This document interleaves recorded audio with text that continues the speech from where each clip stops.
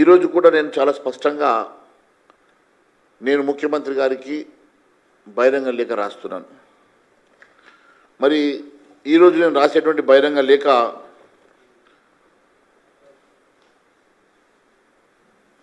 దీంట్లో 18 ప్రశ్నలు. ఈ 18 ప్రశ్నలకు వారు సమాధానం చెప్పాల్సిందిగా నేను మీ ద్వారా వారిని అడుగుతా ఉన్నాను. నా ప్రశ్నలకు బదులు ఇవ్వనటువంటి సివిల్ సప్లై శాఖ నేను ఆధారాలతో సహా బయట పెట్టినటువంటి అంశాలు కానీ, కరెస్పాండెన్స్ కానీ, జీవోలు కానీ వాటి మీద మీరు మాట్లాడకుండా ఎందుకు దాటిస్తూ ఉన్నారో మరి ప్రజానీకానికి ఖచ్చితంగా చెప్పాల్సిన అవసరం ఉన్నది. నేను అడిగినటువంటి ప్రశ్న, మొదటి ప్రశ్న, నిబంధనల ప్రకారం సరైన టైంలో కస్టమ్ మిల్లింగ్ ఇవ్వనటువంటి డిపాజిట్ జాబితాను ఇప్పటివరకు వెల్లడించారా? వారి మీద ఏమైనా చర్యలు తీసుకున్నారా? అనేక జిల్లాలో రైస్ మిల్లు నడపకున్నా, ఆపరేషన్లు లేకున్నా వారికి మీరు ఉన్నట్టు చూపిస్తూ వారికి ధాన్యం ఇస్తున్నటువంటి వాటా వాస్తవం కాదా? సిఎంఆర్ పేరు మీద రీసైక్లింగ్ చేస్తూ అదే బియ్యాన్ని ఇస్తున్నటువంటి మాట వాస్తవం కాదా?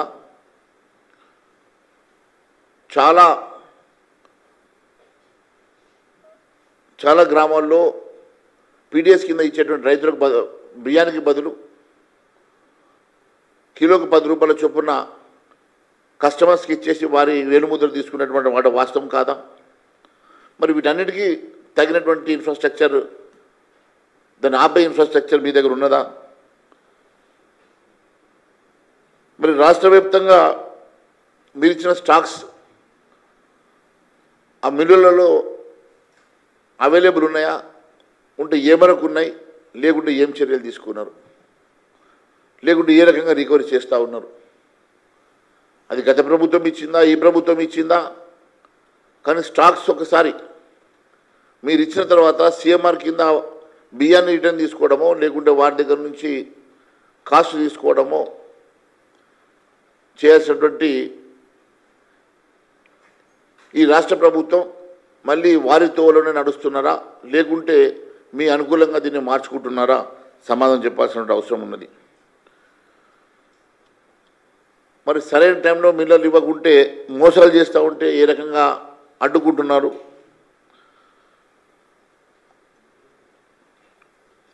అన్నిటికన్నా ముఖ్యంగా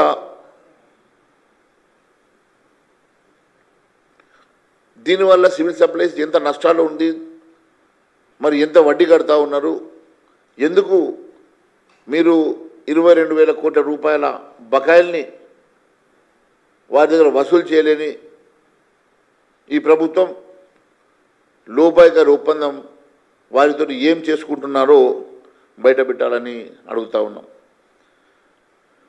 ముఖ్యంగా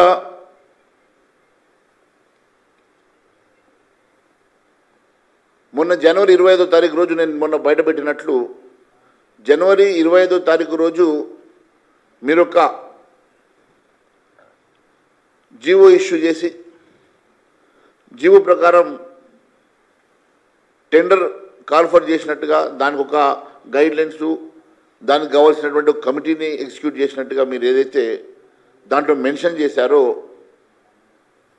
అదే రోజు జీవో తీసుకొని, అదే రోజు గైడ్లైన్స్ ప్రిపేర్ చేసినట్టుగా, అదే రోజు టెండర్ ప్రాసెస్ చేసినట్టుగా, అదే రోజు టెండర్ నోటీసెస్ని ప్రిపేర్ చేసి టెండర్ని కూడా ఫ్లోట్ చేసి ఒకే రోజు మీరు అంత హడావిడిగా చేయడం వెనుక ఉన్నటువంటి మతలబ్ ఏంది?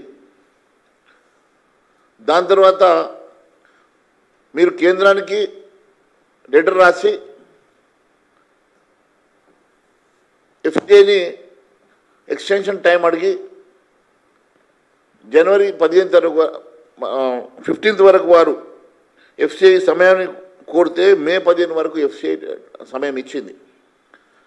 మీరు 23వ తారీఖు రోజు లెటర్ రాస్తే ఫస్ట్ రోజు వాళ్ళు లెటర్ రాసి రిప్లై ఇచ్చి మీకు 15వ తారీఖు వరకు ఈ సిఎంఆర్ రైస్ని మేము కొంటామని చెప్పేసి వారు సమయం ఇచ్చినటువంటి సమయం ప్రకారం వారికి ఆ లాటుని ఇవ్వకుండా మీరు టెండర్ ఎందుకు పెట్టిరు? టెండర్ ప్రకారం అవి ఎందుకు మీరు మరి బయట వారికి టెండర్లో ఈ బియ్యాన్ని ఈ వడ్లను అమ్మాల్సినటువంటి పరిస్థితి ఎందుకు వచ్చిందో దీనికి కారణం కూడా మీరు చెప్పాల్సిన అవసరం ఉందని తెలియజేస్తాము. అటువంటప్పుడు మరి లేకెందుకు రాశారు? అది కేంద్రం మీద నెపం పెడదామని చెప్పి ప్రయత్నం చేశారు. కేంద్రం మీకు సమయం ఇచ్చేసరికి పాలుపోక పాత డేట్లోనే టెండర్ చేసినట్టుగా ఒక సృష్టించి మళ్ళీ మీరు ప్రైవేట్ వాళ్లకు ఆ వడ్లను ఇచ్చి వారికి టెండర్లో అంత అలొకేట్ చేశారు. 2007 రూపాయలకు ఏదైతే మీరు టెండర్లో వారు రేటు ఫైనలైజ్ చేశారో, ఇది చేసిన తర్వాత జలసౌదాలో జరిగినటువంటి డీల్ ఏంటి? జలసౌదాలో మంత్రి గారు కమిషనర్ గారు సమక్షంలో రైస్ మిల్లర్లను బిడ్డర్లను కాంట్రాక్టర్లను పిలిపించి మీరు అక్కడ జలసౌదాలో చేసినటువంటి చీకటి ఒప్పందం ఏమిటి? ఆ చీకటి ఒప్పందంలో 100 రూపాయల స్టాంప్ పేపర్ మీద మీరు ఎవరికైతే బిడ్ ఇచ్చారో వాళ్లకు రైస్ మిల్లర్లకు మధ్యలో బలవంతంగా ఒక MOU అగ్రిమెంట్ 100 రూపాయల స్టాంప్ పేపర్ మీద రాపించినమాట వాస్తవం కాదా? 2007 రూపాయలని 2223 రూపాయలకు రైస్ మిల్లరే వీరి దగ్గర కొంటున్నట్టుగా, బిడ్డల దగ్గర నుంచి రైస్ మిల్లర్ వాపస్ వాడి బియ్యం వాళ్ళే కొంటున్నట్లుగా 2223 రూపాయలు 4 ఇన్స్టాల్మెంట్లుగా కట్టే విధంగా మీరు వాళ్ళతో ఒక MOU రాయించుకున్న మాట వాస్తవం కాదా? దాంట్లో వాళ్ళిద్దరు సంతకాలు పెట్టించుకున్నటువంటి మాట వాస్తవం కాదా? మరి 2007 రూపాయలకి ఒకవేళ కాంట్రాక్టర్కి మీరు బిడ్డింగ్ చేసినప్పుడు మళ్ళీ 2223 రూపాయలకి ఆ బిడ్డర్కి రైస్ మిల్లర్కి మధ్యలో ఈ చీకటి ఒప్పందం మీరు చేయించిన 100 రూపాయల స్టాంప్ పేపర్ ఒప్పందం వెనుక కారణం ఏంది? ఆ 216 రూపాయలు ఎక్సెస్గా మీరు రాయించడం వలన 35 లక్షల మెట్రిక్ టన్నుల ధాన్యానికి దాదాపు 800 కోట్లు అదనంగా వసూలు జరిగేటువంటి ఆ డబ్బు ఎవరి ఖాతాలోకి వెళ్తుందో చెప్పాల్సినటువంటి అవసరం మరి మంత్రి గారి మీద లేదా అని అడుగుతున్నా. నేను ధాన్యం దక్కించుకున్నటువంటి ఆ కాంట్రాక్టర్లకి మీరు ఇచ్చినటువంటి గడువు కేవలం 90 రోజులు. కానీ ఎట్లైనా మాకు ఎక్స్టెన్షన్ వస్తుందని చెప్పి వారు 4 నెలలు 6 నెలలు అగ్రిమెంట్లో వారికి 4 ఇన్స్టాల్మెంట్ ఇచ్చి 4 ఇన్స్టాల్మెంట్లో పేమెంట్ చేసేటట్టుగా MOUలో రాయించుకున్నమాట వాస్తవం కాదా? మరి నిన్న మే 23 తారీఖు వాళ్ళ డేట్ అయిపోయింది, 90 రోజులు గడువు దాటింది. మరి వారి మీద మీరు ఏం చర్యలు తీసుకున్నారు? ఈ 90 రోజులు దాటిన తర్వాత ఈరోజు 90 రోజులు దాటిన తర్వాత మరి వారి బిడ్డుని క్యాన్సిల్ చేసి మరి రీటెండర్ ఇస్తారా, లేకుంటే వారికి ఎక్స్టెన్షన్ ఇస్తారా? మరి మీరు కండిషన్లో మాత్రం 90 రోజుల్లో లిఫ్ట్ చేయాలా, లేకుంటే మీ EMD ఫోర్ఫిట్ చేస్తామని రాశారు కదా. మరి EMD ఫోర్ఫిట్ చేయకుండా వారి మీద మీరు కనికరం ఎందుకు చూపిస్తూ ఉన్నారు? వారికి ఎందుకు మళ్ళీ ఎక్స్టెన్షన్ ఇప్పించే ప్రయత్నం చేస్తున్నారో చెప్పాల్సిన బాధ్యత మరి మంత్రి గారి మీద లేదా అని అడుగుతున్నా.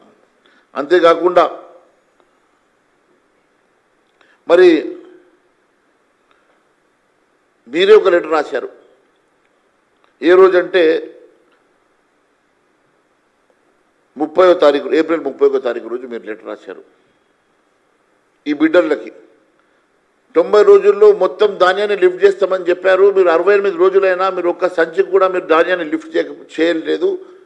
దయచేసి తొందరగా ఎక్స్పెడైట్ చేయండి, తొందరగా మీరు లిఫ్ట్ చేయండి అని చెప్పి మళ్ళీ మీరు లెటర్ రాశారు. మీ మీద తప్పు లేకుండా 90 రోజుల్లో వాళ్ళు ఒకవేళ లిఫ్ట్ చేయకుంటే మీ చేతులు మట్టంటకుండా మళ్ళీ వాళ్ళు ఏదో కారణం చూపిస్తే మళ్ళీ వారికి ఒక్కొక్క 3 నెలలు ఎక్స్టెన్షన్ ఇచ్చే విధంగా మీరు చేస్తున్నటువంటి నాటకం ఒక నాటకం కాదా? దీని వెనుక మీకు ఉన్నటువంటి చీకటి ఒప్పందమే కారణం కాదని అడుగుతాను. మొత్తం స్కామ్ అర్థం చేసుకోవాలంటే 2 భాగాలుగా మీకు చెప్పాలి. మొదటి భాగం ఏంటి అంటే 35 లక్షల మెట్రిక్ టన్నుల ధాన్యం సేకరణ కోసం పిలిచిన గ్లోబల్ టెండర్లు ఏవైతున్నాయో దాని వెనకాల జరిగింది దాదాపుగా 700 నుంచి 750 కోట్ల స్కాము ఒకవైపు, 35 లక్షల టన్నుల ధాన్యం సేకరణ కోసం పిలిచిన గ్లోబల్ టెండర్లు, అది మొదటి స్కామ్. రెండవది మధ్యాహ్న భోజన పథకం కోసం, పిల్లలు తినే మధ్యాహ్న భోజనం బల్లల్లో, దానికోసం 2,20,000 మెట్రిక్ టన్నుల సన్న బియ్యం కొనుగోళ్ల పేరిట జరిగింది రెండవ స్కామ్. దాని విలువ ఒక 300 కోట్లు. రెండు కలిపితే 1,011 కోట్ల కుంభకోణం, 1,100 కోట్ల కుంభకోణానికి తెరలేపింది కాంగ్రెస్ సర్కార్. ఒక మాట మొదటి స్కామ్ గురించి, 700 కోట్ల కుంభకోణం గురించి మీకు వివరంగా చెప్పే ప్రయత్నం చేస్తాను. మిల్లర్ల దగ్గర 35 లక్షల మెట్రిక్ టన్నుల ధాన్యాన్ని ఏదైతే సేకరించినామో మా ప్రభుత్వం ఉన్నప్పుడు, దాన్ని విక్రయించేందుకు 3 నెలల కిందట రాష్ట్ర ప్రభుత్వ ఆదేశాలతో పౌర సరఫరాల శాఖ, సివిల్ సప్లైస్ కార్పొరేషన్ గ్లోబల్ టెండర్ల కహానికి తెరలేపింది. ఇది మేము మా ప్రభుత్వం ఉన్నప్పుడు దాదాపు 7,000 కోట్ల విలువ చేసే ధాన్యం నిల్వల మీద ఈ ప్రభుత్వం కన్నేసింది. అధికారంలోకి వచ్చి 50 రోజులు కాకముందే ఈ దోపిడీకి తెరలేపి జనవరి 25 నాడు కమిటీ వేసేది జనవరి 25, మార్గదర్శకాలు గైడ్ లైన్స్ ఇచ్చేది అదే రోజు, టెండర్లు పిలవడం కూడా అదే రోజు. ఎంత వేగంగా, ఎంత వాయువేగంగా, జెట్ స్పీడ్తో ఏ పని కాదు ప్రభుత్వంలో. నెలకు 2,500 మహిళలకు ఇవ్వడానికి టైం లేదు, ఇంత వేగం కనబడదు. 4,000 పెద్ద మనుషులకు ఇవ్వడానికి ఆసరా పెన్షన్లు కనబడదు. రైతులకు రుణమాఫీ చేయడానికి ఈ స్పీడ్ లేదు. కానీ ఈ గ్లోబల్ టెండర్ల కోసం మాత్రం జనవరి 25 రోజే కమిటీ, జనవరి 25 రోజే గైడ్ లైన్స్, జనవరి 25 రోజే అదేవిధంగా టెండర్లు కూడా వెంటనే పిలిచినారు.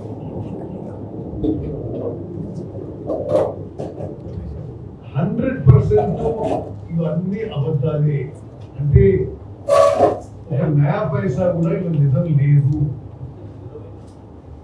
మేము ప్రభుత్వం ఏర్పడ్డ కొత్తలో మేము డిసెంబర్ 7వ తారీఖున ప్రమాణ స్వీకారం చేసి నేను సివిల్ సప్లైస్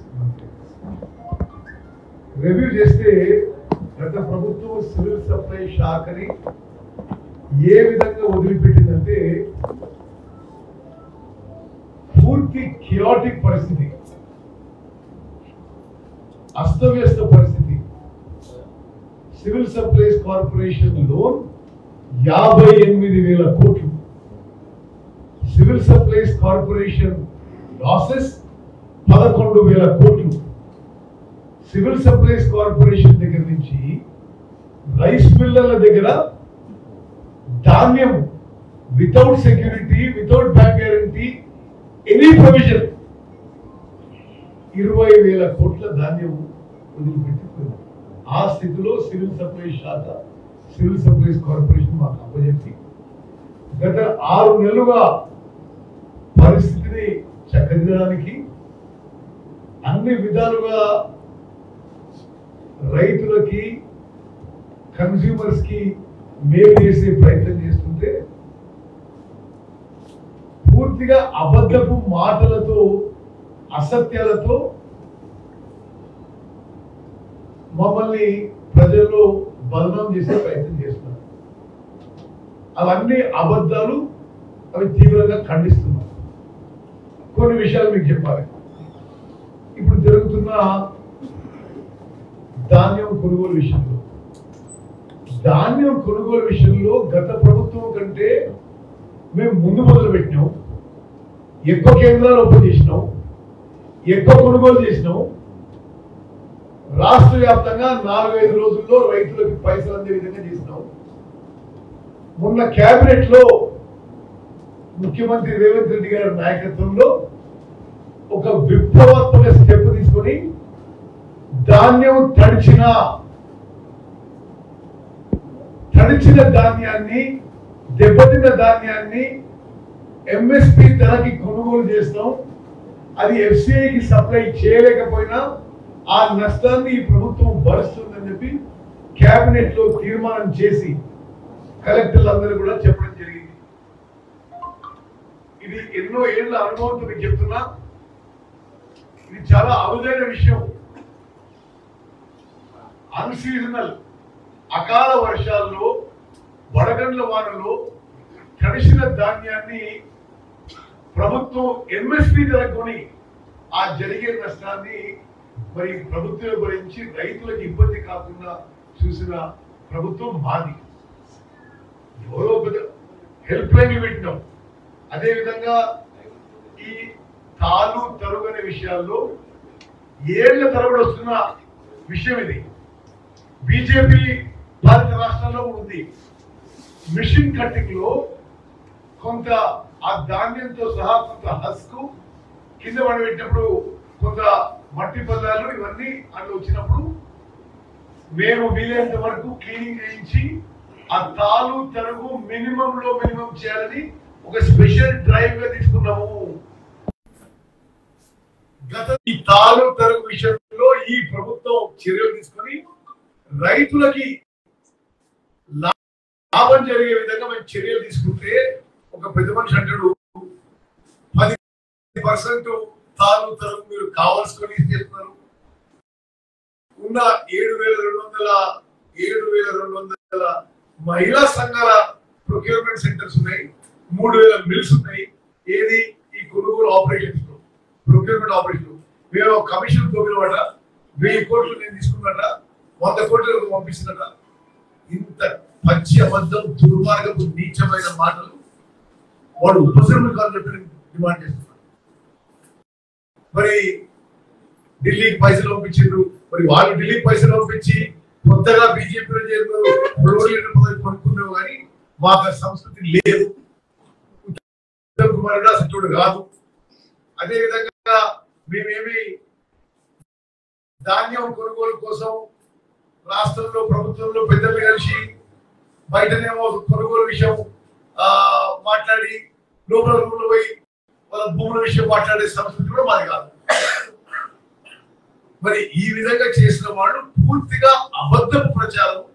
అసలు ఏ మాత్రం 1% కూడా దాంట్లో నిజం లేదు.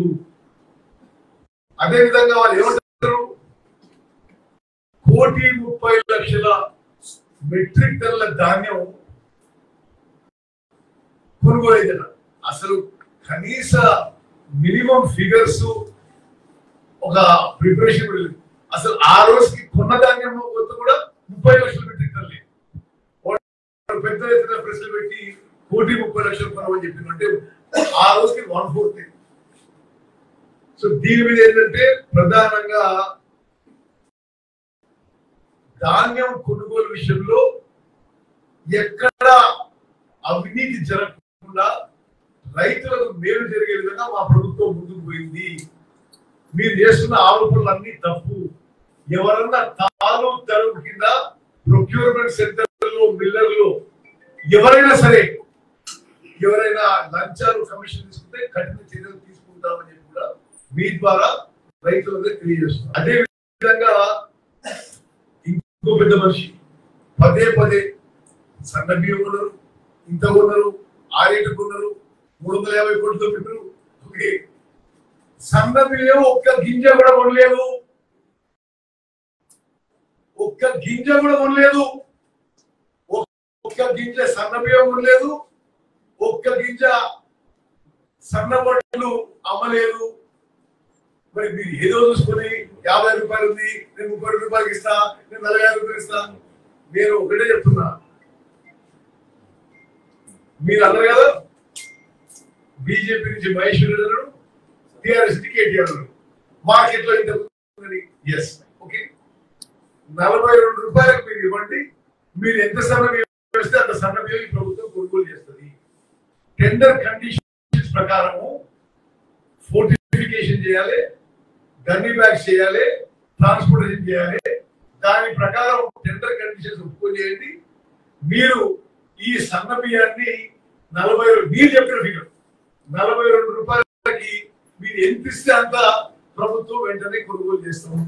Okay okay. మరి అదే విధంగా అసలు ఏం స్కామ్ సన్న బియ్యం స్కామ్ అన్న.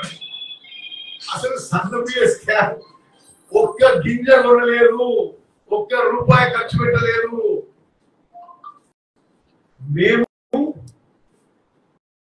ఒక టెండర్ ప్రక్రియ చేసినాము, అది మేమే నిలిపివేసినాము. ఇప్పుడు ఉన్న మా దగ్గర ఉన్న స్టాక్ ఉన్న సన్న వడ్ల నుంచే బిల్లింగ్ చేసి సప్లై చేయబోతున్నాము. అయినా సరే 42 రూపాయలకి ఇస్తే మాత్రం అది ప్రభుత్వానికి పిల్లలకు చాలా మేలు అవుతుంది.